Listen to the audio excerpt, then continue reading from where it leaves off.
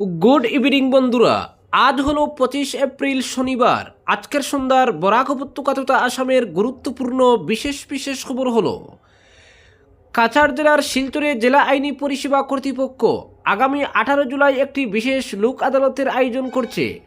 ওই দিন সকাল 10টা থেকে জেলা আদালত প্রাঙ্গণ এবং লক্ষ্মীপুর আদালত প্রাঙ্গণে শুরু হবে। ওই বিশেষ লোক আদালতে আলোচনার জন্য নেওয়া হবে বিচারাধীন বিভিন্ন মামলা, যেমন নেগোশিয়েবল ইনস্ট্রুমেন্ট 1881-র অধীনে মামলা। যেসব মামলার উভয় পক্ষ সমান নোটিশ পেয়েছেন তাদের অনুরোধ করা হচ্ছে লোক আদালতে উপস্থিত থেকে পারস্পরিক সমঝোতার মাধ্যমে নিজেদের মামলা নিষ্পত্তির এই সুযোগ গ্রহণ করতে। ডিএলএসএ কাছাড় সংশ্লিষ্ট আদালত অথবা বুথগুলোকে লোক আদালতের জন্য গ্রহণকৃত মামলাগুলি নিষ্পত্তির উদ্দেশ্যে সমন্বয়কারীদের ব্যবস্থা করবে। পরবর্তী খবর, রাজ্য সরকারের উচ্চশিক্ষা দপ্তরের সাম্প্রতিক নির্দেশ যেন এক অদৃশ্য চাপের রেখা টেনে দিল হাইলাকান্দি জেলার কলেজগুলির আকাশে। নির্দেশে স্পষ্ট বলা হয়েছে, অনুমোদনহীন বা স্যাংশনবিহীন পদে আর কোনো চুক্তিভিত্তিক শিক্ষক বা কর্মী নিয়োগ করা যাবে না। এই ঘোষণার পর থেকেই জেলার শিক্ষা মহলে নীরব উৎকণ্ঠা আর ছাত্রছাত্রীদের মনে বাড়ছে অজানা আশঙ্কা। হাইলাকান্দির ঐতিহ্যবাহী এসএস কলেজ, লালা রুরাল কলেজ, খাটলিজোড়া এসকে রায় কলেজ সহ প্রায় প্রতিটি শিক্ষা প্রতিষ্ঠানেই দীর্ঘদিন ধরে শিক্ষকের অভাব এক নিত্য সমস্যা। এই শূন্যস্থান পূরণে এতদিন বর্ষা ছিলেন চুক্তিভিত্তিক শিক্ষকরা। তাদের নিরলস প্রচেষ্টায় কোনো মতে সম্পন্ন হয়েছে সিলেবাস, সচল থেকেছে পাঠদান। কিন্তু নতুন নির্দেশ যেন সেই বর্ষার মাটি কাঁপিয়ে দিল। কলেজগুলির একাংশের মতে চুক্তিভিত্তিক শিক্ষক না থাকলে নিয়মিত ক্লাস চালানোই কঠিন হয়ে পড়বে। ইতিমধ্যেই অনেক চুক্তিভিত্তিক শিক্ষকের মেয়াদ শেষের পথে, নতুন করে নিয়োগের পথ বন্ধ। ফলে সামনে আসছে শূন্যতার বাস্তবতা। শুধু শিক্ষকই নয়, সমস্যা আরও বিস্তৃত। বহু কলেজে computer operator, non teaching staff, night guard কর্মীরাও নন স্যাংশন পদে কাজ করছেন। প্রশাসনিক কাজকর্ম থেকে শুরু করে নিরাপত্তা, সব ক্ষেত্রেই তাদের অবদান গুরুত্বপূর্ণ। এই নির্দেশ কার্যকর হলে সেই পরিষেবাগুলিও বিপর্যস্ত হওয়ার আশঙ্কা দেখা দিয়েছে। সবচেয়ে বেশি দুশ্চিন্তায় পড়েছে ছাত্রছাত্রীরা। তাদের প্রশ্ন, শিক্ষকও যদি না থাকেন তাহলে পড়াশোনা কীভাবে চলবে? অনেকেরই আশঙ্কা, নির্ধারিত সময়ে সিলেবাস সম্পূর্ণ না হলে পরীক্ষার প্রস্তুতি মারাত্মকভাবে ব্যাহত হবে। শিক্ষা মহলের একাংশের মতে সরকারের এই পদক্ষেপ প্রশাসনিক স্বচ্ছতা বজায় রাখার উদ্দেশ্যে নেওয়া হলেও বাস্তব পরিস্থিতির সঙ্গে তার ফারাক স্পষ্ট। কারণ বহু কলেজেই এখনও পর্যন্ত পর্যাপ্ত সংখ্যক স্থায়ী শিক্ষক নিয়োগ করা হয়নি। এই অবস্থায় হাইলাকান্দি জেলার কলেজগুলি যেন এক সংকটের সন্ধিক্ষণে দাঁড়িয়ে। নিয়মের কঠোরতা আর বাস্তবের প্রয়োজন, এই দুইয়ের টানাপোড়েনে সবচেয়ে বেশি ক্ষতিগ্রস্ত হওয়ার আশঙ্কা যাদের, তারা হলেন সাধারণ ছাত্রছাত্রীরা। শিক্ষা শুধু নিয়মে নয়, প্রয়োগে বাঁচে, এই সত্যটি যেন আজ নতুন করে সামনে এনে দিল এই নির্দেশ। প্রসঙ্গত, রাজ্য সরকারের উচ্চশিক্ষা বিভাগের পক্ষ থেকে 17 এপ্রিল এই নির্দেশিকা জারি করা হয়। চিঠিটি জারি করেন উচ্চশিক্ষা বিভাগের কমিশনার ও সেক্রেটারি নারায়ণ কনোয়ার। নির্দেশে স্পষ্টভাবে বলা হয়েছে, কোনো প্রভিন্সিয়ালাইজড বা সরকারি কলেজে অনুমোদনবিহীন পদে চুক্তিভিত্তিক শিক্ষক বা কর্মী নিয়োগ করা যাবে না এবং বর্তমানে কর্মরত থাকলে তাদের নিয়োগ প্রক্রিয়া অবিলম্বে নিয়ম মেনে বন্ধ করার নির্দেশ দেওয়া হয়েছে। পাশাপাশি নির্দেশ অমান্য করলে কঠোর প্রশাসনিক ব্যবস্থা গ্রহণের কথা উল্লেখ করা হয়েছে। অপরদিকে পালংঘাটে এলপিজি হোম ডেলিভারিতে অনিয়ম, অতিরিক্ত টাকা দাবির অভিযোগ। এলপিজি গ্যাস সিলিন্ডারের হোম ডেলিভারি ব্যবস্থা চালু থাকলেও বিভিন্ন এলাকায় এই পরিষেবা নিয়ে একাধিক অনিয়মের অভিযোগ সামনে আসছে। নির্ধারিত নিয়ম অনুযায়ী গ্রাহকদের বাড়িতে গ্যাস সিলিন্ডার পৌঁছে দেওয়ার কথা থাকলেও বাস্তবে বহু ক্ষেত্রে সেই সুবিধা থেকে বঞ্চিত হচ্ছেন সাধারণ মানুষ। ফলে প্রতিদিন সকাল থেকেই বিভিন্ন গ্যাস এজেন্সির সামনে সিলিন্ডার সংগ্রহের জন্য গ্রাহকদের দীর্ঘ লাইন দেখা যাচ্ছে। এরকমই এক দৃশ্য দেখা গেছে পালংঘাট গ্যাস এজেন্সির সামনেও। স্থানীয় বাসিন্দাদের একাংশ অভিযোগ করেছেন, অনলাইনে কিংবা ফোনে বুকিং করার পরও অনেক সময় ডেলিভারি কর্মীরা বাড়িতে সিলিন্ডার পৌঁছে না দিয়ে সরাসরি এজেন্সি থেকে সংগ্রহ করার কথা বলেন। এর ফলে প্রবীণ ব্যক্তি, মহিলা, অসুস্থ মানুষ এবং কর্মজীবী গ্রাহকদের চরম দুর্ভোগে পড়তে হয়।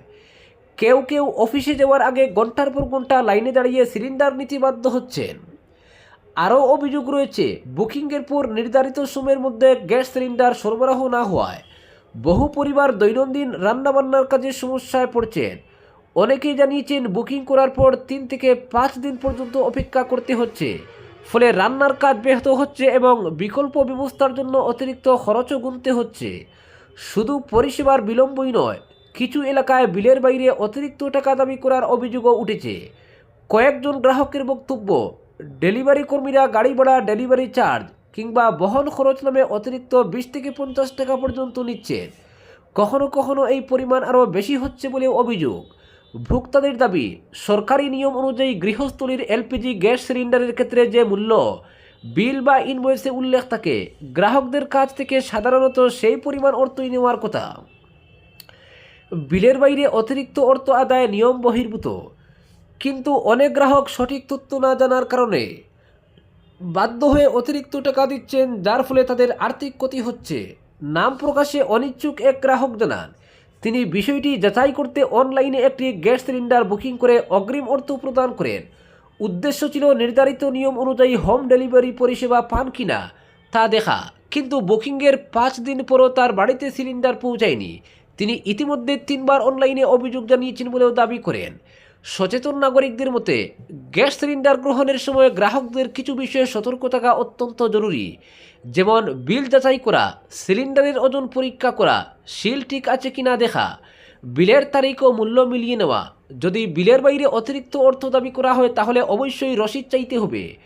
রসিদ দিতে অস্বীকার করলে সংশ্লিষ্ট গ্যাস এজেন্সি, তেল সংস্থা বা ভোক্তা সুরক্ষা দফতরে অভিযোগ জানানো উচিত। গ্রাহকদের দাবি, হোম ডেলিভারি ব্যবস্থায় স্বচ্ছতা আনতে সংশ্লিষ্ট কর্তৃপক্ষের নজরদারি বাড়ানো প্রয়োজন। পাশাপাশি নির্ধারিত বিল অনুযায়ী সঠিক পরিষেবা নিশ্চিত করা এবং অতিরিক্ত অর্থ আদায় বন্ধে কঠোর প্রশাসনিক পদক্ষেপ নেওয়া উচিত। সচেতন মহলের মতে, একদিকে যেমন প্রশাসনের তৎপরতার প্রয়োজন, অন্যদিকে গ্রাহকদের সচেতন থাকাও জরুরি। তাহলেই এই ধরনের অনিয়ম কমানো সম্ভব। সাধারণ মানুষের ভোগান্তি দূর করতে দ্রুত কার্যকর ব্যবস্থা নেওয়ার দাবি ক্রমশই জোরালো হচ্ছে। পরবর্তী খবর, কুকিগ্রামে হানা নাগা জঙ্গিদের, পুড়ল বাড়ি, হত 2 গ্রাম রক্ষী। মণিপুরের উখরুল হত্যাকাণ্ডের বদলা হিসেবে গতকাল সকালে কুকিগ্রাম মৌলামে হামলা চালিয়ে 2 জন গ্রামীণ স্বেচ্ছাসেবককে খুন করল নাগা জঙ্গিরা।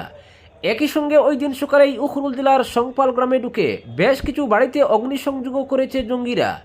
এতেও বহু লোক আহত হয়েছেন, এদের মধ্যে বেশিরভাগই মহিলা। রাজ্য সরকার এই ঘটনার উচ্চ পর্যায়ের তদন্তের নির্দেশ দিয়েছে। একই সঙ্গে কুকি অধ্যুষিত গ্রামগুলোতে আরও অধিক নিরাপত্তা বাহিনী মোতায়েন করার সিদ্ধান্ত নিয়েছে। কুকি মানবাধিকার সংগঠন এই জঙ্গি হামলার তীব্র নিন্দা করে অবিলম্বে দোষীদের শনাক্ত করে উপযুক্ত শাস্তি দেওয়ার জন্য রাজ্য সরকারের কাছে দাবি জানিয়েছে। সকাল 5:30টায় থাংকুল নাগা জঙ্গিরা উখরুল জেলার মৌলাম এবং সংপাল গ্রামে আচমকা হামলা করে গ্রামবাসীরা তখনও ঘুমিয়েছিলেন। ফলে জঙ্গিরা এসে কোনো বাধা না পেয়ে গ্রামের বহু বাড়িতে অগ্নিসংযোগ করেছে। ওই গ্রামে প্রহরায় নিযুক্ত কুকি গ্রাম স্বেচ্ছাসেবক বাহিনীর 2 জন সদস্যকে গুলি করে হত্যা করে জঙ্গিরা। তারপরই গ্রামে ঢুকে বাড়িতে বাড়িতে অগ্নিসংযোগ করতে শুরু করে বেশ কিছু জায়গায় এলোপাতাড়ি গুলিও চালায় জঙ্গিরা। কুকি মানবাধিকার সংগঠন এক বিবৃতিতে বলেছে, নাগা গ্রাম স্বেচ্ছাসেবক বাহিনীর 2 জনকে হত্যা করেই গ্রামের সাধারণ মানুষের উপরও হামলা চালায় এবং তাদের বাড়িঘরে অগ্নিসংযোগ করে।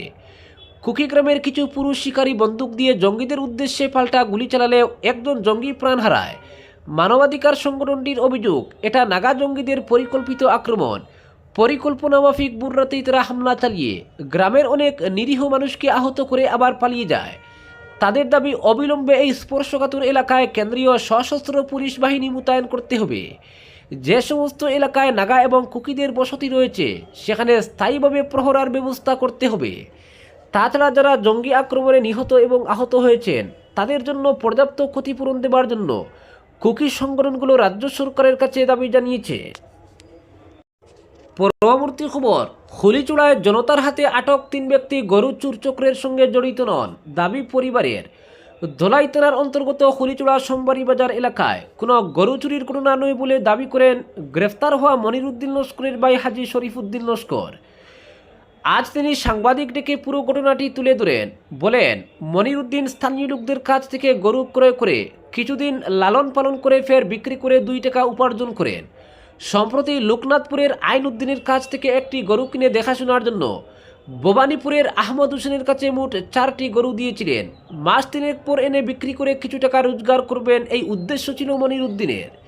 কিন্তু সোমবার দুপুরে পাহাড়ি এলাকা ভবানীপুর থেকে গরুটি নিচের এলাকায় নেমে এসে এরপর তিনি খোঁজাখুঁজি করে গরুটির সন্ধান পেয়ে গড়ে নিয়ে যাওয়ার সময় কিছু লোক গরু চোর সন্দেহে তাকে আটক করেন। অবস্থা ভিন্ন রূপ নিচ্ছে দেখে তিনি মনিরুদ্দিনকে ফোন করলে মনিরুদ্দিন সঙ্গে সঙ্গে সেখানে পৌঁছেন। মনিরুদ্দিন গরুটি তার বলে দাবি করলে স্থানীয়রা কোনোভাবেই মেনে নেননি। বাধ্য হয়ে মনিরুদ্দিন গরুটি যার কাছ থেকে ক্রয় করেছিলেন অর্থাৎ আইনউদ্দিনকে সেখানে ডাকেন। পাশাপাশি গরু বিক্রির রসিদ তিনি স্থানীয় লোকদের সামনে তুলে ধরেন। উত্তেজিত জনতা কোনো কিছু মানতে নারাজ ছিলেন এবং তাদের আটক করে রেখে পুলিশকে খবর দেন। সন্ধ্যায় পুলিশ পৌঁছে তাদের হেফাজতে নিয়ে আসে। এরপর আদালতে পেশ করলে তিনজনকেই জেল হাজতে পাঠানো হয়। হাজী শরীফুদ্দিন লস্কর বলেন তার ভাইসহ তিনজন নির্দোষ এবং গরু চুর চক্রের সঙ্গে কোনোভাবেই জড়িত নন। সন্দেহের আবর্তে তিনজনকে স্থানীয়রা আটক করে পুলিশে দিয়েছে।